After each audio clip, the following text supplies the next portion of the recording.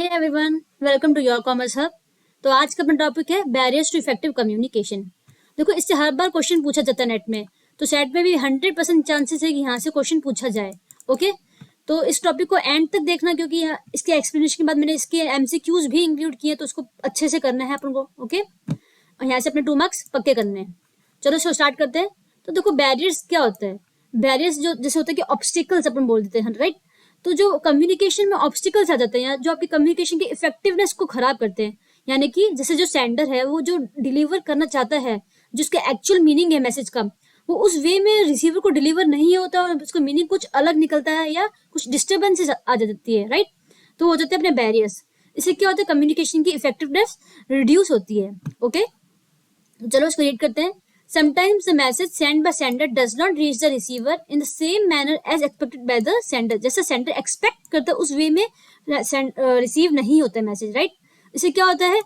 इसकी effectiveness reduce होती है। ओके, कम्युनिकेशन बैरियर इंटरफेरेंस और obstacles which limit the receiver's understanding of the message, यानी कि जो जैसा बताना चाह रहा था सेंडर उस वे में रिसीव नहीं होता है, और इससे क्या होता है? मीनिंग डिफरेंट निकलता है या जो एक्चुअल बात है वो रिसीवर तक नहीं पहुंचती है, जैसे कि फिल्ट्रेशन हो गया, मिस रिप्रेजेंटेशन हो गया। ठीक है, और क्या हो जाता है? जैसे कि बैरियर अगर any of the essential element of communication, essential element कौन से कम्युनिकेशन के, इसका मैंने अच्छे से लेक्चर बनाया, उसको जरूर देखना, डिस्क्रिप्शन में लिंक डाल दूंगी। सेंडर, मैसेज, मीडियम और रिसीवर, इसको मैं अच्छे से एक्सप्लेन किया है। अगर आप कॉमर्स के स्टूडेंट हो तो आपको ये पता होगा, आपने 11th में पढ़ा होगा। अगर आप नॉन कॉमर्स फील्ड से हो तो इस लेक्चर को देख लेना आप। चलो नेक्स्ट अपन देखते हैं इसकी टाइप्स ऑफ बैरियर्स। देखो, इस टाइप मैंने जो जिनमें पूछा जाता है वो मैंने यहाँ पर डिवाइड कर दिए हैं, बाकी और भी हो सकते हैं। फर्स्ट अपना सिमेंटिक, मोस्ट आस्क्ड क्वेश्चन, यहाँ से सबसे ज्यादा क्वेश्चन पूछे जाते हैं सिमेंटिक बैरियर से। फिर अपना psychological barrier, personal barrier, organisational barrier और फिजिकल बैरियर्स। और भी हो सकते हैं, लेकिन जो मोस्ट आस्क्ड टॉपिक है ना, ये वो वाले बैरियर्स हैं। ठीक है, तो अपन इसको डिटेल में पढ़ते हैं। ये इसके टाइप्स हैं, इसको आप थोड़ा सा देखना और इसको अपन डिटेल में देखते हैं।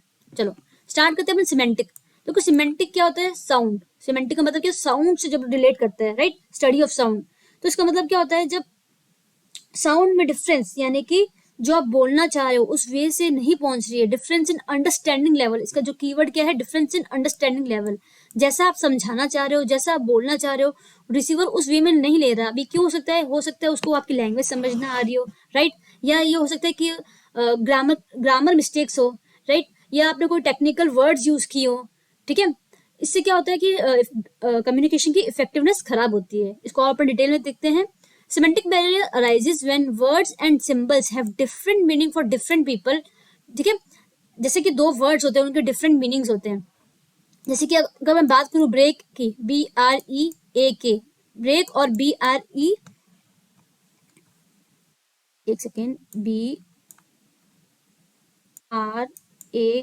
इसकी। ठीक है, ये 2 वर्ड्स होते हैं, ब्रेक एंड ब्रेक। अब देखो, इनको बोलने में जो इनका प्रोनाउंसिएशन है वो तो सेम है, बट इनका मीनिंग डिफरेंट है। जो BRAKE वाला ब्रेक है, उसका क्या मतलब होता है? जो व्हीकल्स में ब्रेक्स होते हैं, राइट? कार में, व्हीकल में जो आप स्टॉप करने के लिए, स्लो करने के लिए स्पीड को लगाते हैं, वो जो होते हैं ब्रेक। ये तो वो वाला ब्रेक हो गया। और BREK वाला कौन सा हो गया? तोड़ना, राइट? तो देखो, इनका प्रोनाउंसिएशन सेम है लेकिन डिफरेंट मीनिंग है। तो इससे क्या होता है कि आप बोलना कुछ चाह रहे थे और सामने वाले ने समझा कुछ। इस टाइप के जो हो जाते हैं वो होते हैं सिमेंटिक बैरियर्स। ये इससे हो सकता है, या हो सकता है कि ग्रामर मिस्टेक्स हो या टेक्निकल वर्ड्स हो, उससे जो रिलेट करते हैं वो होते हैं सिमेंटिक बैरियर्स। और इसका जो कीवर्ड आपको ध्यान में रखना है वो, क्योंकि देखो सेट का जो एग्जाम्स है उसमें ना इतना डिटेल में नहीं पूछा जाता है, तो हो सकता है आपको direct keyword they they, different in understanding level. आपकी जो समझ में जो डिफरेंस आ जाते हैं तो वो हो जाता है सिमेंटिक बैरियर। इसको अपन और डिटेल में देख लेते हैं अभी। बैडली एक्सप्रेस मैसेज, जब आपने मैसेज ढंग से, जो मैसेज के 7 C's होते हैं ना, कम्युनिकेशन के 7 C's होते हैं, क्लियर, कंसाइज वाले, जब मैसेज क्लियर या कंसाइज नहीं है उससे क्या हो जाता है? Communication barrier, right? वो कौन सा है? सिमेंटिक। अब 7 C's कौन से? Clear, concise, concrete, correct, coherent और कंप्लीट, कर्शियस। ये जो हो जाते हैं 7 C's ऑफ कम्युनिकेशन हो जाते हैं। ठीक है, जब ये सही से यूज नहीं किए या मैसेज क्लियर नहीं है, उससे क्या होता है? Message badly express. मैंने message lacks clarity and precision, it is said to badly express message. इससे क्या होता है? सिमेंटिक। ठीक है, सिंबल्स विद डिफरेंट मीनिंग, जैसे कि अभी मैंने आपको बताया था ब्रेक और ब्रेक वाले एग्जांपल्स बताया था। जो 2 वर्ड प्रोनाउंसिएशन में सेम लगते हैं लेकिन उनके मीनिंग्स डिफरेंट हो जाते हैं, तो वो भी हो जाता है अपना सिमेंटिक बैरियर। फॉल्टी ट्रांसलेशंस, जब हमने ट्रांसलेट सही से नहीं किया, प्रोनाउंस सही से नहीं किया, जो भी आपके वर्ड से रिलेटेड या साउंड से रिलेटेड जितने भी बैरियर्स होते हैं वो होते हैं सिमेंटिक, ठीक है, जिनके डिफरेंट मीनिंग निकलते हैं। अनक्लैरिफाइड अजम्पशंस, जो आप बात कहना चाहते हो वो क्लियर ही नहीं है, तो उससे क्या हो जाता है बैरियर। जैसे कि आप बॉस हो और आपने अपने वर्कर को बोला, एम्प्लॉय को बोला कि ये आपको काम करना है, ये तो आपने बोल दिया काम करना है, लेकिन कब तक, उसकी टाइम लिमिट नहीं दी, तो उससे क्या हो जाता है कि हो सकता है आपने अभी 1 घंटे के अंदर बोला हो और उसने थोड़ा स्लो ले लिया हो और उसने आपको कल सबमिट करवाए, तो उससे क्या हो जाता है बैरियर होता है, आपकी कम्युनिकेशन की इफेक्टिवनेस खराब होती है। तो मैसेज हमेशा, इसलिए जो 7 C's का यूज होता है कि मैसेज हमेशा क्लियर कंसाइज वे में डिलीवर होना चाहिए। टेक्निकल जर्गन, अब देखो इसका मैं आपको एक बेस्ट एग्जांपल देखती हूँ।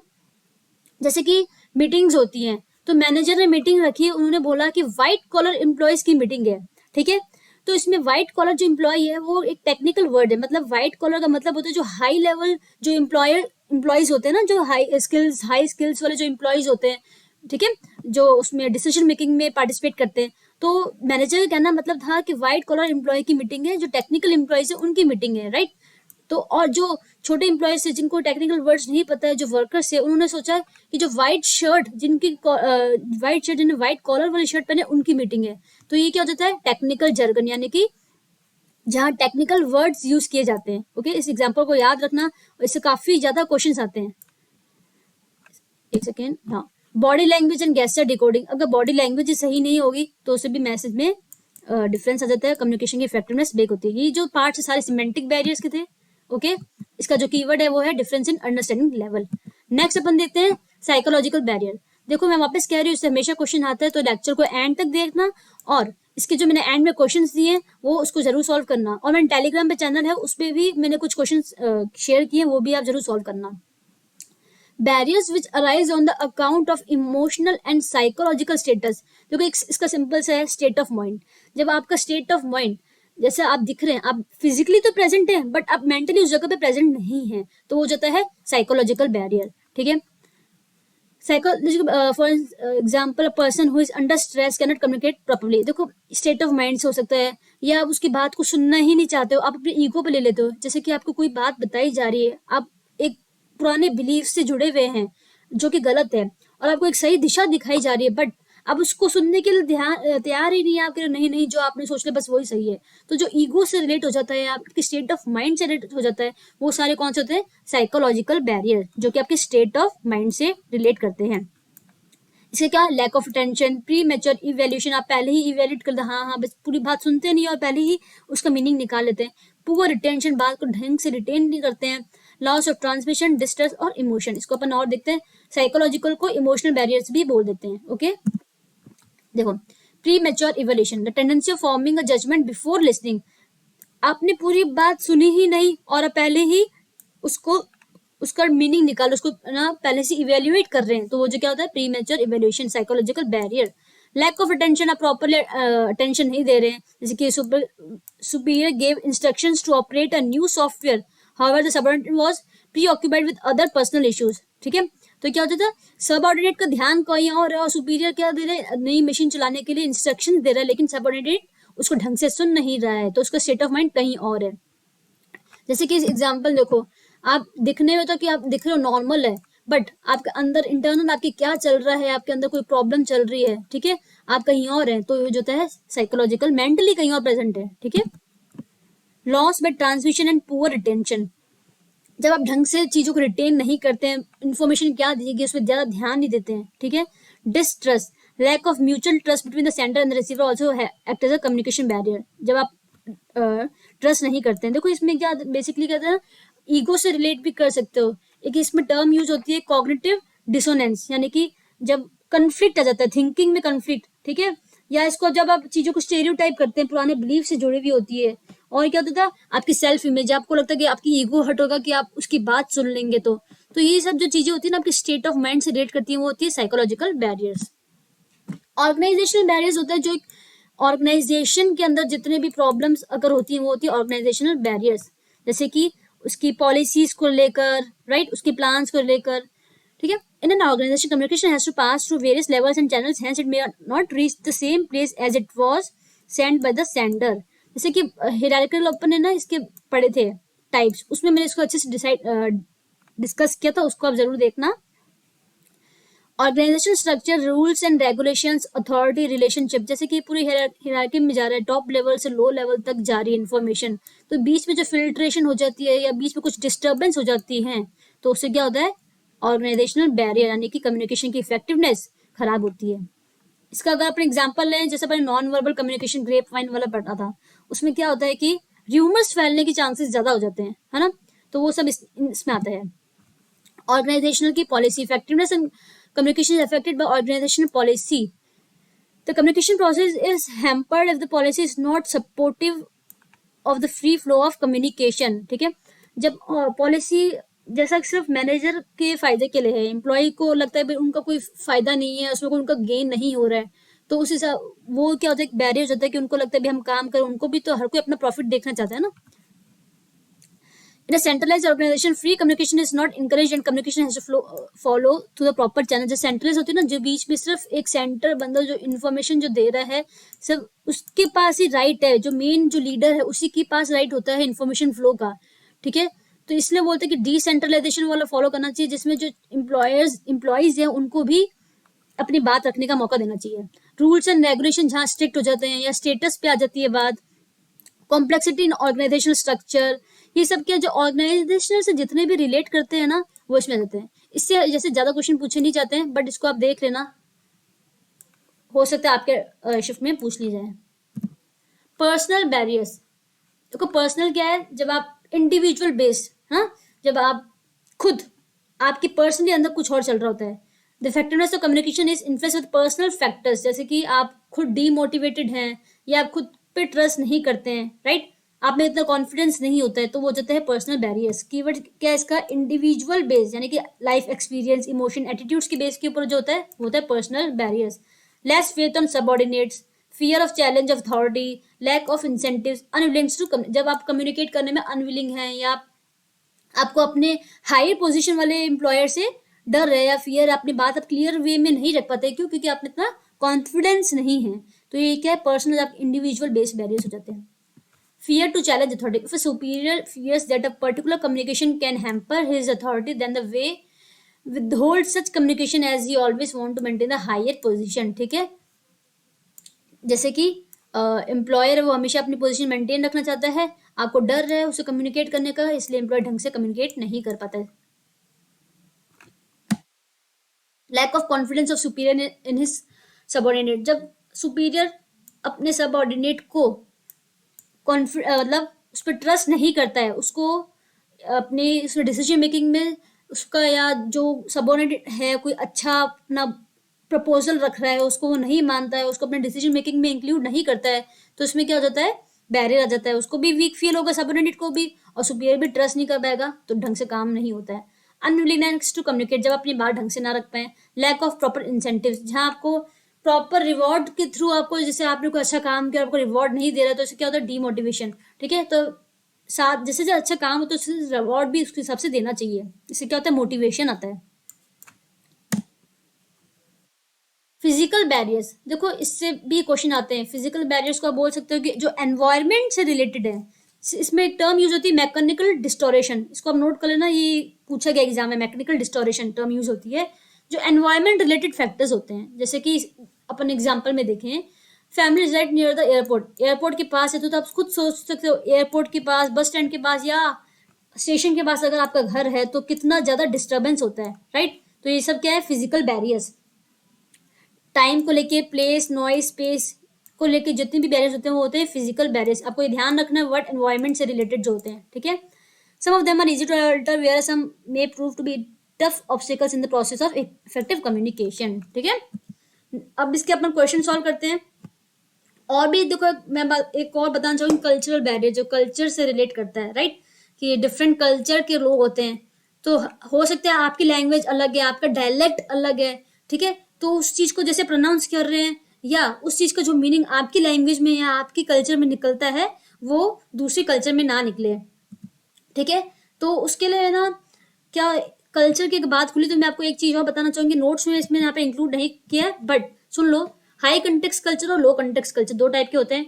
हाई कंटेक्स्ट कल्चर वो होता है जहाँ फेशियल एक्सप्रेशंस के थ्रू, यानी कि जहाँ नॉन वर्बल का यूज होता है, यानी कि इशारों इशारों में। अगर मैं आपको एग्जांपल दूं, जैसे अपना इंडिया है, यहाँ पे सिग्नल्स का आपने देखा ही कैसे गाड़ियां चलती है। अगर आप छोटे शहर से हैं तो आपको ज्यादा पता होगा किस तरीके से गाड़ियां चलती हैं। यहाँ पे इंडिकेटर काम नहीं करता है, इशारों इशारों में भी हाथ दे के इंडिकेट, अपना हाथ इंडिकेटर होता है, right.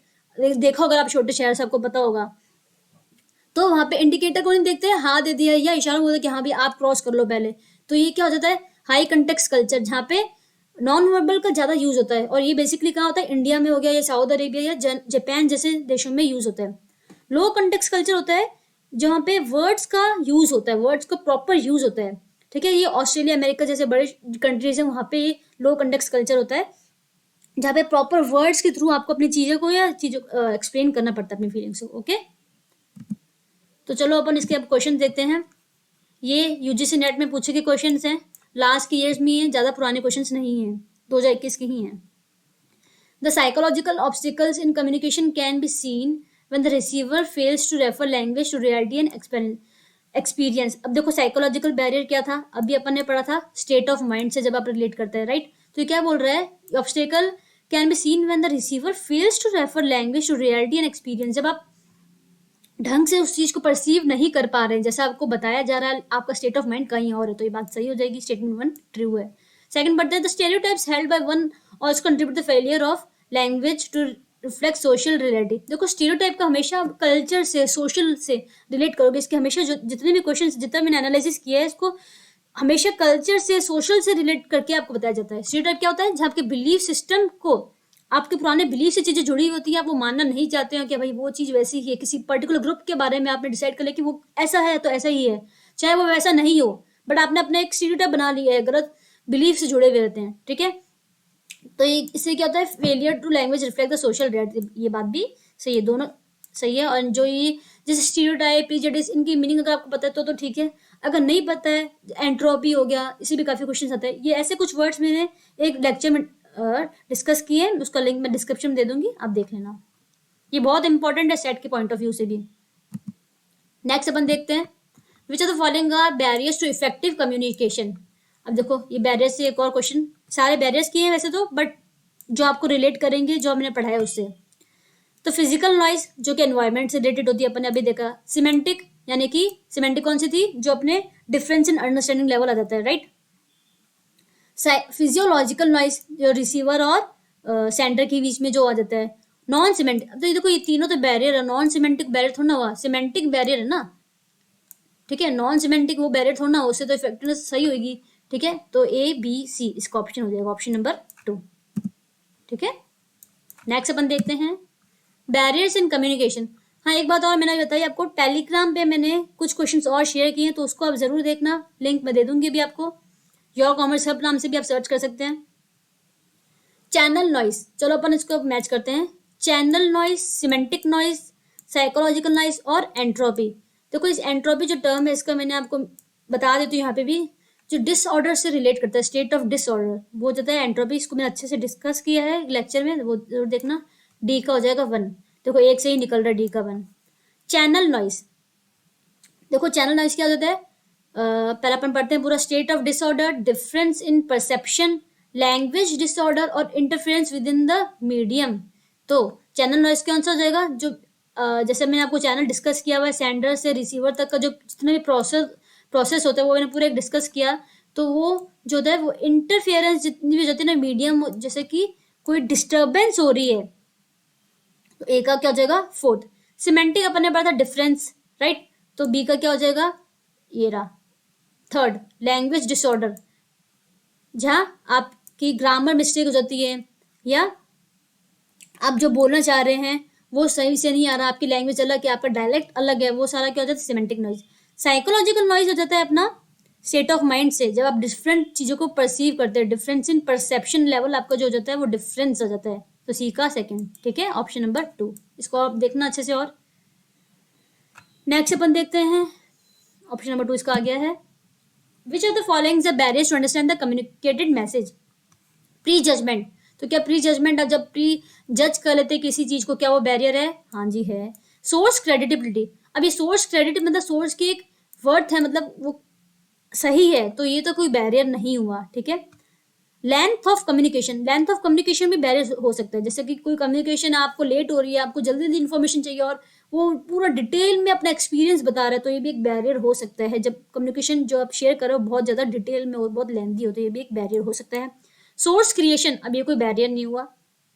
Existing knowledge of the receiver, देखो एग्जिस्टिंग नॉलेज ऑफ, वो स्टीरियोटाइप वाली बात होगी जब आप किसी चीज बोलते हैं हाँ ये चीज मुझे पता है, राइट, बट जो एक्चुअल हो सकता है उस चीज में कुछ चेंजेस हो, राइट, तो वो भी एक बैरियर हो सकता है। इसका आंसर क्या हो जाएगा? A, C and E. A, C, E, option number 1 ये रहा। ओके, नेक्स्ट देखते हैं अपन physical noise, physiological noise, psychological noise और सिमेंटिक नॉइज। ठीक है, ये आपको मैच करने हैं। यहाँ पे इसके कैरेक्टरिस्टिक फीचर दिए हुए हैं। Barriers with in the sender and receiver, अभी मैंने बताया था जो फिजियोलॉजिकल होते हैं, जो सेंडर और रिसीवर के बीच में, जैसे इल हेल्थ हो गया या हेल्थ से रिलेटेड बेसिकली ये होता है, ह्यूमन बॉडी या इलनेस से रिलेटेड जो होता है वो होता है फिजियोलॉजिकल। वॉन्डरिंग थॉट्स, अभी बताया था ना आपको, वॉन्डरिंग थॉट किसे रिलेट करता है? आपके स्टेट ऑफ माइंड से। आप कुछ सोचे जा रहे हैं, सामने वाला कुछ भी आपको बोले जा रहा है लेकिन आपका ध्यान कहीं और है, तो वो कौन सा था? साइकोलॉजिकल, सी का सेकंड।